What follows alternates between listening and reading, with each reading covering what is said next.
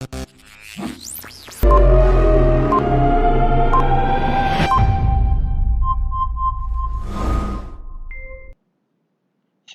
datang di channel YouTube saya, Gimun. Bila konten video saya ini bermanfaat, silahkan tekan tombol berikut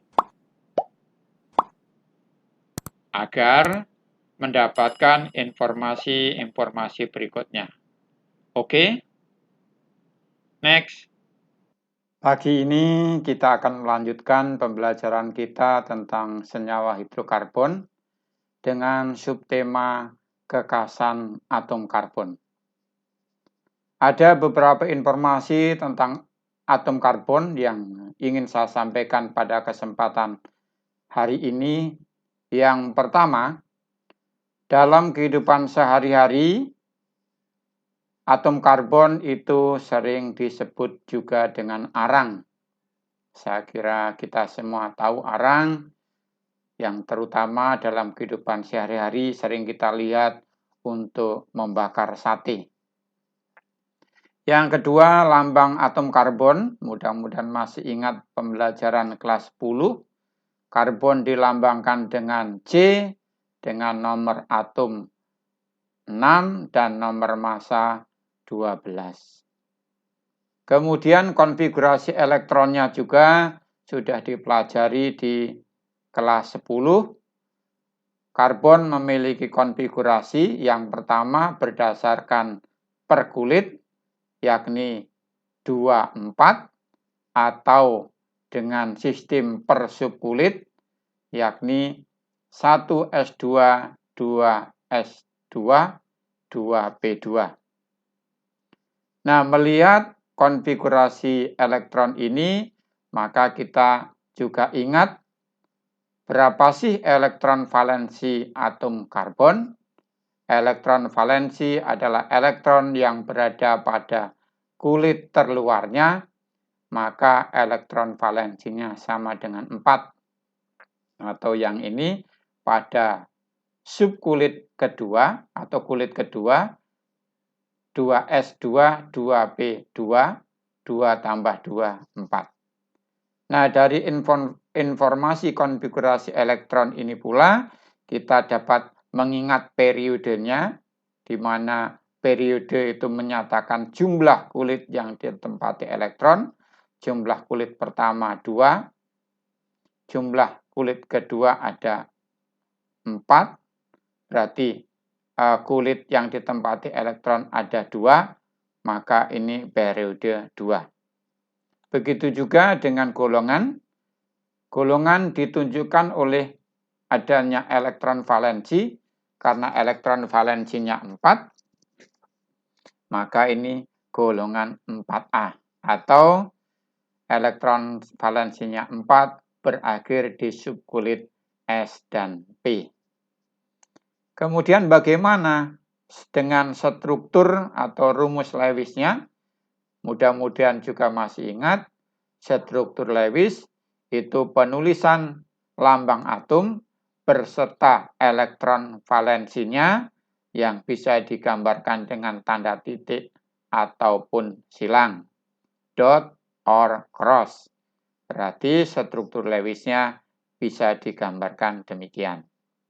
Oke, mudah-mudahan pengantar ini bisa diterima dengan baik. Oke, next.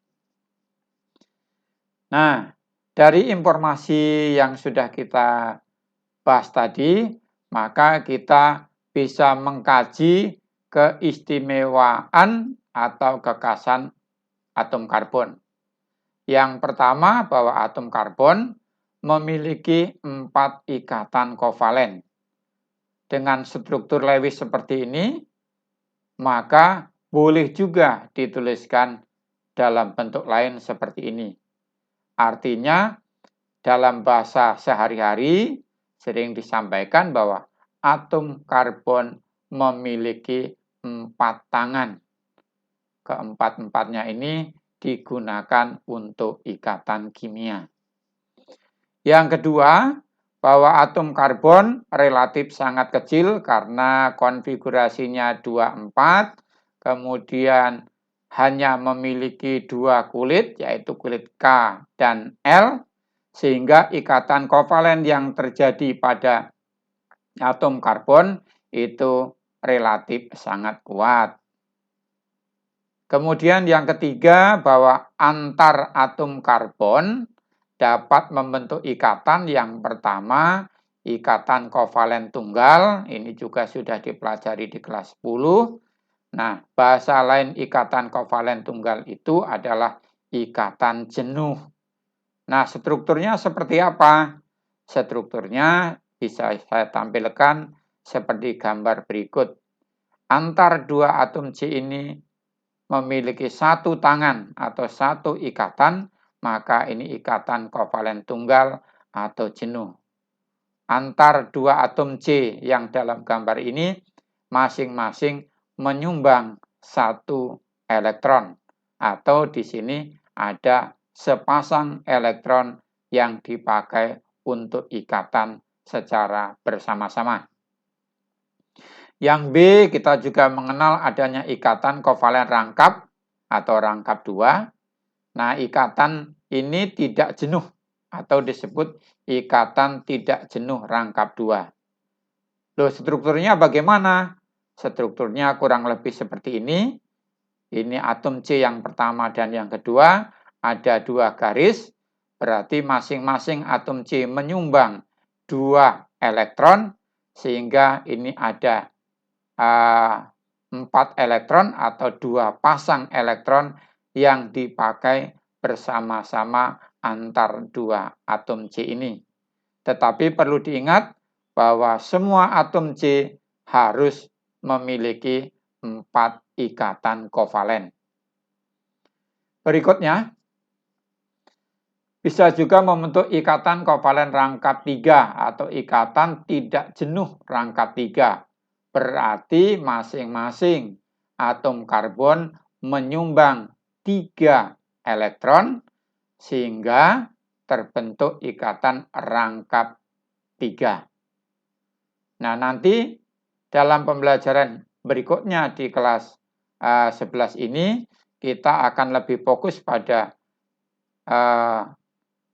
ikatan kovalen tunggal atau jenuh yang nanti disebut alkana, ini nanti disebut alkena, dan ini disebut alguna. Oke.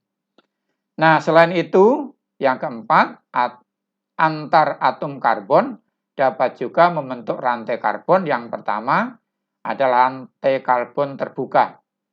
Terbuka itu alifatik. Bahasa lainnya, jangan lupa ini alifatik. Nah, bisa bercabang dan bisa tidak bercabang. Bagaimana yang bercabang? Karena membentuk rantai yang panjang, kita tidak tahu di sebelah kiri atom C ini ada berapa atom C yang lain, dan di sebelah kanan ini kita juga tidak tahu ada berapa jumlah atom C lainnya. Di luar rantai yang paling panjang itu ada atom karbon yang lain, maka ini disebut cabang. Kalau cabangnya itu adalah dari atom karbon, maka ini nanti kita akan sebut sebagai alkil. Kalau yang bercabang saja bisa, apalagi yang tidak bercabang. Strukturnya kurang lebih seperti ini. Berikutnya yang B, selain membentuk rantai karbon terbuka, bercabang, dan tidak bercabang, rantai karbon atau antar atom karbon ini juga dapat membentuk rantai karbon tertutup. Bahasa lainnya siklik. Ingat, terbuka itu alifatik, tertutup itu siklik. Mungkin dari kata siklus lah kira-kira gitu. Nah, contohnya seperti ini. Ini C, C, C, C, saling berkaitan satu sama lain, maka ini membentuk rantai karbon tertutup atau siklik. Oke, demikian dulu pemahaman atau penjelasan saya tentang keistimewaan atau kekhasan atom karbon. Semoga kalian memahami dengan baik. Ingat, Di sesi berikutnya nanti kita akan belajar lebih dalam tentang alkana, alkena, dan alkuna. Sekali lagi, alkana, alkena, dan alkuna. Terima kasih, tetap semangat. Belajar kimia itu ibarat membuat kue lapis. Kalian tahu kue lapis?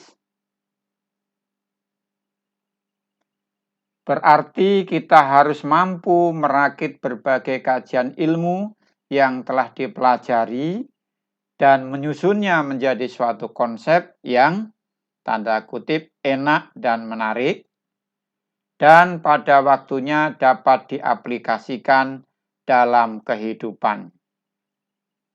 Oke, setuju?